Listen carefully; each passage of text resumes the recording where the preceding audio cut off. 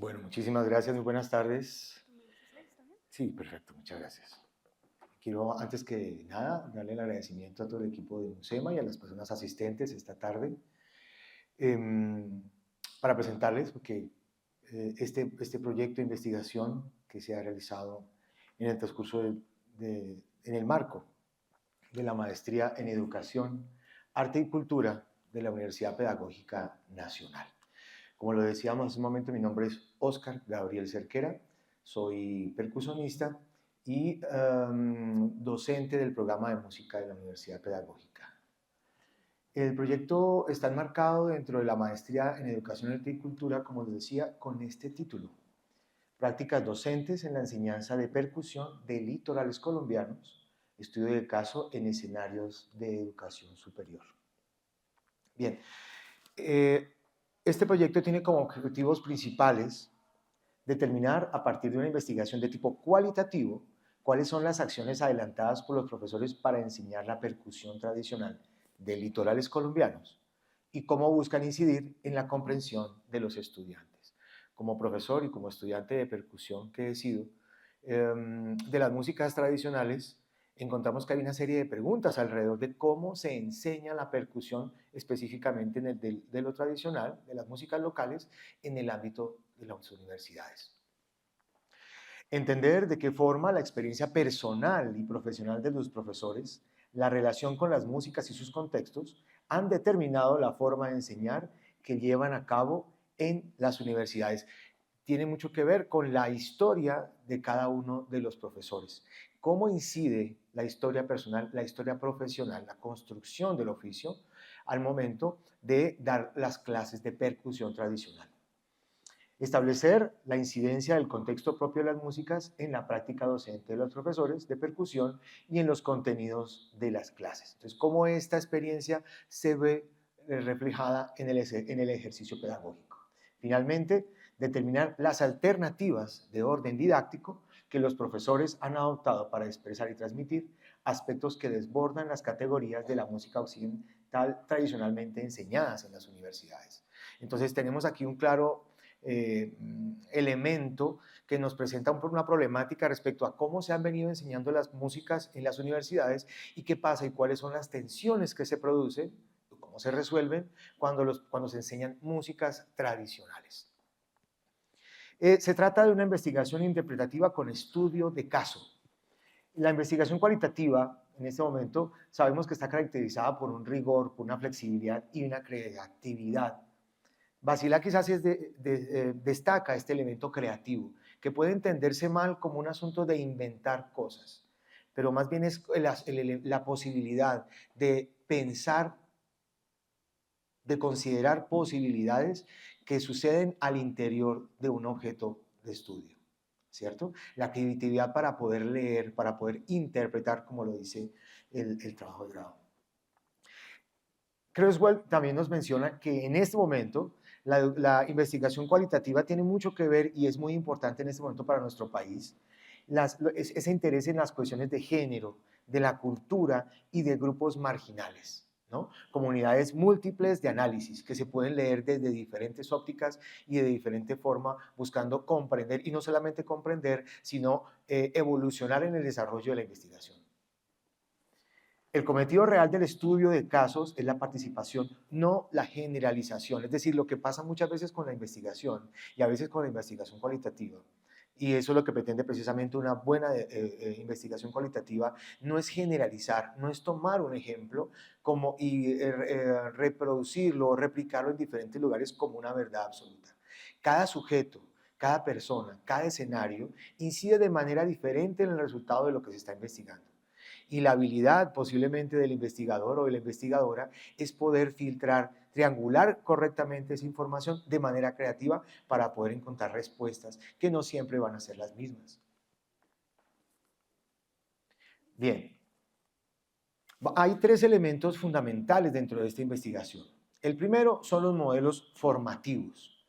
Entonces, a partir de escritores, investigadores como Lucy Green, como Carabetta también, encontramos que hay unas maneras de educar en la música, educar musicalmente. El primero, que se ha extendido muchísimo y que tiene muchísima discusión actualmente es la formación universitaria que tiene en cuenta lo artístico, ¿sí? Lo artístico entendido como lo correctamente artístico, ¿no?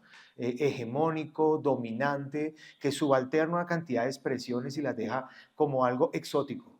Entonces, estas músicas son músicas, pero son divertidas, son alegres, son novedosas, son exóticas, pero digamos que lo más, y de ahí viene, por ejemplo, la etnomusicología comparada, en donde la música se comparaba a partir de referentes musicales hegemónicos, la música centroeuropea.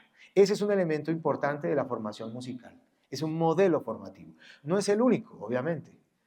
Están actualmente en Argentina propuestas de acercamiento alrededor, por ejemplo, del ritmo, la ritmática en algún caso, ¿cierto? Ustedes han escuchado hablar de la taquetina, han escuchado hablar de muchas otras maneras, pero digamos que este ejercicio investigativo se centra única y exclusivamente en cómo se da la música, la formación musical generalizada en las universidades en Colombia.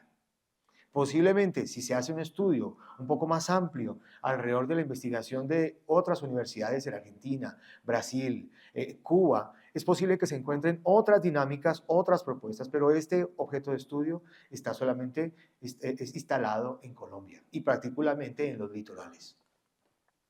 El segundo elemento, bueno, entonces ese modelo formativo que les mencionaba al comienzo está complementado o está de alguna manera tensionado, ya veremos hasta qué punto, por las músicas tradicionales, la formación de las músicas tradicionales, ¿cierto? Que se encuentran en muchísimas partes en las regiones, ¿sí? Que Carabetta llamaba educación proaxial, es decir, o en otros contextos musicar, que es la manera de hacer música, no necesariamente desde un pautado, desde una partitura, desde una formación académica o formalizada, sino desde el encuentro, desde el escuchar, desde el moverse en la silla cuando estoy escuchando la música. Ese ejercicio de enculturación que encontramos todo el tiempo desde que somos pequeños y que nos lleva a entender ciertos fenómenos de la música a partir de nuestra comprensión autónoma, ¿sí? Esa manera que se acostumbra en los municipios, en las regiones, en algunas ciudades y pueblos, en donde la música se aprende de una manera alterna, es decir, encontrándonos con la música bailando, viendo cómo el constructor hace la marimba, cómo el niño pequeño baila junto con su mamá que está en un carnaval, o la niña o el joven que empieza a interesarse por los instrumentos de percusión para destacarse entre su grupo de amigos. Es una manera también de acercarse al fenómeno sonoro y al fenómeno instrumental, que entra ahí en una tensión permanente, ahora sí, con la música de la que hablábamos hace un momento. Entonces tenemos aquí dos modelos que vamos a ver hasta qué punto se están tensionando. El tercer elemento es la mediación cultural del docente. O sea, el docente que se forma, el docente musical, tiene una estructura mental alrededor de lo que considera la música, la expresión, lo más importante, lo más destacado, lo que se necesita, la buena música que llamamos nosotros, y que en cada lugar nosotros nos encontramos y decimos, esta es buena música. Para cada docente hay una expresión adecuada de lo sonoro que depende de la tradición en la que ha estado informado o la que ha estado formado y de las influencias que ha recibido. Estos tres elementos son los que dominan el trabajo de grado, el proyecto de investigación. ¿Dónde? Se realizaron indagaciones en dos espacios específicamente. La Universidad del Bosque, que tiene en su pregrado estudiantes de percusión, que tiene la maestría en músicas colombianas, ¿no? Que también tiene instrumentos, también tiene una formación en percusión, en ensamble, y tenemos también el Conservatorio del Instituto Departamental de Bellas Artes, Antonio María Valencia. En cada uno de estos espacios encontramos maneras diferentes de formar en la música tradicional, ¿no? Tenemos cinco sujetos que hacen parte de este estudio de caso. Dos en Cali y tres en Bogotá. ¿Por qué no en otros? ¿Dónde se hizo la escogencia? Sencillamente porque en las universidades, aunque aparecen los programas descritos, no aparece una descripción puntual acerca, por ejemplo, de un instrumento específico, guitarra, por decir algo. Pero no todos los programas son específicos en decir guitarra flamenca, guitarra colombiana, guitarra latinoamericana o guitarra contemporánea, o a veces hacen la descripción, la distinción entre guitarra eléctrica, guitarra acústica, ¿no? Pero más allá de eso no. Y bueno, ¿cuál es el elemento de análisis que tenemos nosotros para buscar? Nosotros nos instalamos en un documento, en una investigación que dio como lugar a un texto, un texto de la Universidad Autónoma de Madrid, en el que Ignacio Pozo y sus colegas establecen un sistema de análisis que llamaron el Sistema de Análisis de las Prácticas de Enseñanza y Aprendizaje de la Música Instrumental en 2020. Y plantean entre varias, tres categorías gruesas de lo que ellos consideran importante revisar. El primero, los resultados simbólicos. El segundo, el primero, los resultados simbólicos que tienen en cuenta todos los aspectos notacionales, la partitura como tal. Porque tenemos en cuenta que en Europa, estamos hablando de un contexto ya, al que tenemos que referirnos más tarde, este contexto europeo desarrolla y se desenvuelve con músicas, con una tradición artística claramente determinada, donde casi todo, por no decir todo, se enseña en las universidades a partir de la partitura. Hay excepciones, desde luego, en País Vasco y otras pequeñas que no alcanzó el tiempo para, digamos, detallar, pero la generalidad en toda Europa es particularmente esta. El segundo aspecto es el aspecto sintáctico, la comprensión de la globalidad de la partitura, tonalidad, ámbito, registros, tímbricas, ¿no? Y el tercero, lo referencial, es decir, todos aquellos elementos que utiliza el profesor a partir de esa partitura para convencer al estudiante de que tiene una lógica ese objeto sonoro que tiene en sus manos. El segundo elemento es el resultado procedimental, en donde está lo psicomotor, tocar, mover los dedos a partir de unas técnicas que han estado ya claras, que han estado planteadas de hace tiempo. Por otro lado, lo expresivo, pues que ya tiene en su propia palabra lo determina, lo define, producción de sonido y recursos de memoria, es decir, todo lo que tiene que ver con el ejercicio que tienen los estudiantes en su clase, dentro de la globalidad, el concepto, ¿no? Por otro lado, tenemos los resultados actitudinales que tienen que ver con lo que hace o con lo que se espera que tiene que hacer el estudiante en el escenario. Tienes que vestirte de esta manera, tienes que sentarte de esta otra, tienes que llegar a esta hora, tienes que lo que implica el rito del escenario, que quienes son músicos y músicas entenderán. Siempre hay un rito, ¿no?, que está rodeando el escenario. Y ese rito lo trabajan, digamos, en el ámbito académico. Esas son las categorías bajo las cuales se analizó. Bueno, ¿qué se analizó metodológicamente hablando? Me tendría que devolver. Los análisis implicaron estas categorías, ¿no?, que planteaba anteriormente, pero hay elementos que se escapan a estas categorías cuando hablamos de la música tradicional. Y es, por ejemplo, ¿qué pasa cuando yo tengo que saber lo que se hace en la región? Porque hablo de expresiones que están localizadas, que están puntualizadas en un sector. ¿Cómo tocan estas personas? ¿De qué hablan?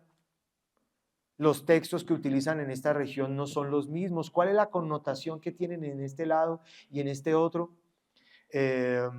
Cómo tocan incluso los parches, por ejemplo, en unas regiones o en otras, la diferencia que hay entre los patrones rítmicos, son elementos que a veces el profesor y la profesora de percusión siente que tiene que conocer para compartir, pero no aparece en la categoría del SAPEA.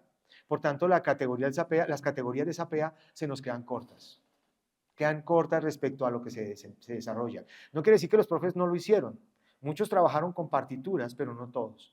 Y vamos a ver qué elementos trabajaron principalmente. Una referencia auditiva. Siempre escuchar en clase es importante. Podríamos pensar que para todas las clases es igual, pero no.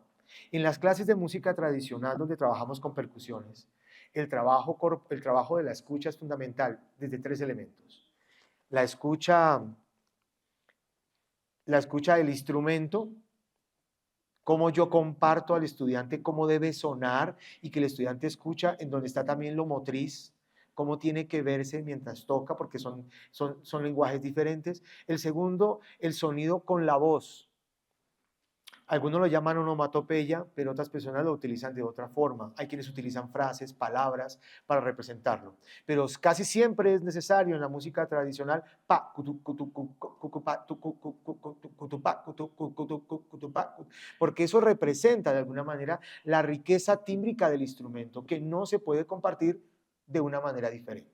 Es decir, la partitura, por más que yo le ponga elementos, no alcanza a resumir aquellos timbres y aquellas agógicas y aquellas lógicas y aquella sonoridad que tiene, que el profesor y la profesora comprende como importante de esa forma. Y por otro lado, también el referente sonoro de la grabación. Varios profesores utilizaron pistas para que los estudiantes no solamente fueran sintiendo mientras tocaban, sino que se fueran acoplando con la sonoridad. El vinculante con el ethos, entendido como los comportamientos comunes de una región, de un sector, de una expresión. ¿Qué elementos lo vinculan a uno con el ethos? La comida, la región, el clima, los niños, las mujeres, los hombres, las relaciones interpersonales, la rumba, el lenguaje coloquial también hace parte de esto, que no es algo, que también es un elemento emergente que se encontró en las grabaciones. ¿Qué grabamos? Clases. Estuvimos en las clases grabando lo que pasaba en las clases entre el profesor que le decía, por ejemplo, en algún caso, oye, tiene que meterle oreja de perro a eso. ¿Cómo así que oreja de perro? Interpretar lo que el profesor dice alrededor de eso. ¿Cierto? Los lenguajes que hay alrededor de las historias que nutren la creación de las músicas. Tenemos, por ejemplo, historias que nos han contado acerca de grandes cultores de la música como Gualajo, que solamente cuando se halla en la inmersión del profesor, que es un elemento importante, descubre ese elemento del ethos. Tercero, la gestualidad imitativa y expresiva, ¿no? Esa imitación que no solamente se limita a repetir el patrón, el movimiento psicomotriz del que hablábamos antes, sino que tiene un elemento adicional. La mano no va puesta de cualquier manera. Y el cuerpo no se queda estático mientras toca. Uno de nuestros sujetos, los profesores, el profesor 5, porque nosotros mantenemos el anonimato de los profesores dentro del ejercicio investigativo, el profesor 5 es un reconocido tamborero de Colombia. Y entonces él da las clases, pero tiene que moverse cuando toca la maraca. Y tiene que tocar, bueno, tal vez ustedes ya saben de quién estoy hablando, los que conocen de la música tradicional del Atlántico, que tiene que moverse y cuando da la indicación de parar, levanta las manos y se mueve y además tiene una manera de decir, por ejemplo, oiga, vamos a ponerle sabor, dice, vamos a meterle más azúcar al guarapo. Oye, métele azúcar al guarapo ahí. ¿Qué quiere decir eso al estudiante? ¿Cómo lo entiende el estudiante al momento de hacerlo? Porque no existe una correspondencia conceptual, técnica, teórica, desde lo musical que me determine cuál es ese, qué significa eso. En el contexto de la clase es cuando el estudiante, no sé cómo, y eso es lo que tratamos de encontrar, lo comprende y responde a ello. Y el profesor lo repite porque se ha dado cuenta de que sí funciona. Eso es lo interesante. Sí funciona. Los estudiantes lo reconocen. La pregunta es, ¿por qué lo reconocen? Porque el profesor lo sigue usando. Y hay un elemento también, lo notacional está, pero es un elemento notacional no convencional. Es alternativo. Esto es, decía que muchos profesores han tenido pues lógicamente muchos de los profesores tienen la formación académica que hemos tenido muchos profesores, pero han tenido una inmersión en región, en territorio o han estado muy cerca, que les ha permitido plantear una postura, una mirada alternativa de lo escritural, de lo notacional, perdón. Y son grafías, no son notas, son dibujos como los vemos aquí. El profesor 2 del Conservatorio de Cali plantea estas figuras como comportamientos que tiene la marimba en las manos y que el estudiante cuando lo lee responde con el movimiento. Todos no responden igual, pero hay una lógica que el profesor concibe al plantear esta imagen, que no obedece a una lógica, podría traducirse, que es lo que muchas veces ha pasado en la música tradicional desde los años 90.